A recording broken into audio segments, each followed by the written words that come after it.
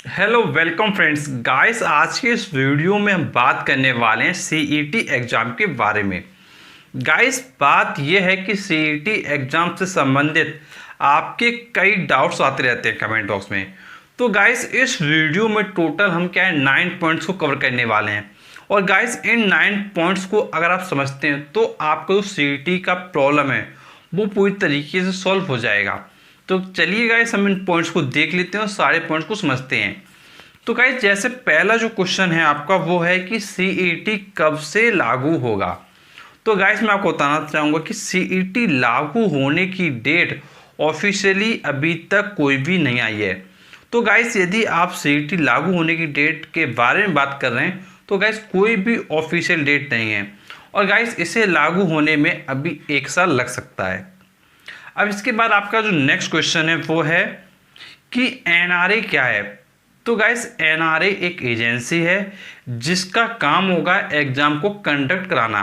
तो गाइस जो previous exam है जो होने हैं गाइस वो एग्ज़ाम वैसे ही होंगे, बट जो अपकमिंग एग्ज़ाम होंगे जब से एनआरए सीईटी कंडक्ट होगा तब से फिर उन्हीं एग्ज़ाम्स के लिए सिर्फ होगा।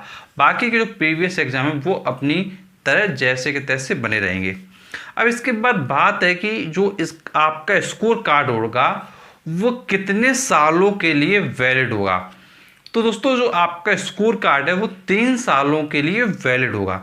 मतलब आप एक बार एग्ज़ाम दे देंगे और एग्ज़ाम देने के बाद जो आपका स्कोर कार्ड आएगा, जो आपका रिजल्ट आएगा वो 3 सालों तक वैलिड रहेगा।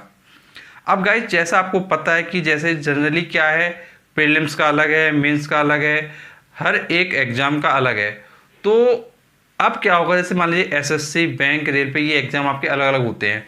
अब इनके लिए एक एग्ज़ाम कराया जाएगा और उसकी वैलिडिटी 3 साल कर दी जाएगी। मतलब आप एक बार एग्ज़ाम दें, उसके बाद आपको मान लीजिए एसएससी में जाना है तो उसका केवल अलग एग्ज़ाम होगा और 3 साल तक जो रिजल्ट होगा वो वैलिड होगा। अब इसके बाद नेक्स्ट जो क्वेश्चन आपका आता है वो है कि ये जो आपका सीईटी का एग्ज़ाम है ये साल में कितनी बार होगा। तो गाइस ये आपका एग्ज़ाम साल में 2 बार लिया जाएगा। तो दोस्तों जैसा आपको पता है कि अभी बात चल रही थी नीट एग्ज़ाम की 2 बार लिए जाने की, बट नीट एग्ज़ाम नहीं हुआ। बट जो आपका सीईटी का एग्ज़ाम है वो साल में 2 बार लिया जाएगा। अब इसके बाद बात आती है कि इसका क्या उद्देश्य है। इसका उद्देश्य है कि जो भीड़ होती है, जैसे मान लीजिए रेलवे ग्रुप डी का वैकेंसी आया, रेलवे एनटीपीसी का वैकेंसी आया, बैंक क्लर्क की वैकेंसी आई, एसएससी में काफ़ी वैकेंसी आती रहती हैं। तो इन सभी एग्ज़ाम की क्या है, एक तो क्या है भीड़ होती है और दूसरी चीज़ स्टूडेंट्स जो होते हैं उनको बार बार एग्ज़ाम देने के लिए परेशान होना पड़ता है। तो ये जो परेशानी है वो स्टूडेंट्स को ना हो, इसलिए ये एग्ज़ाम आपका लिया जा रहा है। और गाइस इसका एक उद्देश्य ये भी है कि आप अपने ही शहर में एग्ज़ाम दे पाएँ। फिर गाइस नेक्स्ट आपका क्वेश्चन है क्या इससे एग्ज़ाम का जो प्रोसेस है वो फास्ट होगा कि नहीं होगा।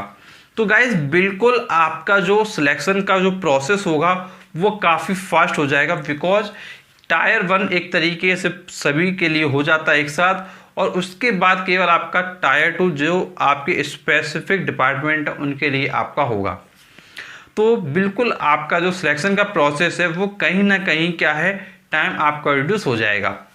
इसके बाद नेक्स्ट क्वेश्चन है कि जो स्टेट लेवल पे आपके एग्ज़ाम होते हैं तो क्या उनके लिए भी ये स्कोर कार्ड वैलिड होगा या नहीं। तो गाइस जो स्टेट लेवल पे एग्ज़ाम होंगे उनके लिए भी ये स्कोर कार्ड क्या आपका वैलिड हो जाएगा। गाइस जैसा आपको पता है कि टेट एग्ज़ाम था तो टेट का जो वैलिडिटी है वो 7 साल से लाइफ टाइम कर दिया गया। बस गाइस यहाँ पे एक मुझे जो प्रॉब्लम लगी सीईटी में वो लगी वैलिडिटी को लेकर। मतलब जो वैलिडिटी है वो सिर्फ 3 साल रखी गई है, इस वैलिडिटी को कम से कम 6 से 7 साल होना चाहिए था।